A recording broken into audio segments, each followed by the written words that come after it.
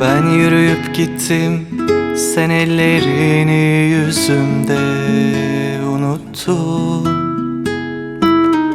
Ben yürüyüp gittim, sen adalarını yüzümde unuttun.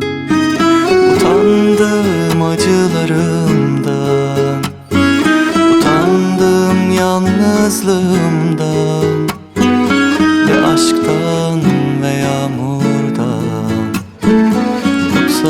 utandım ben. Utandım arzularımdan, utandım ihtiyarlığımdan, ve yağmurdan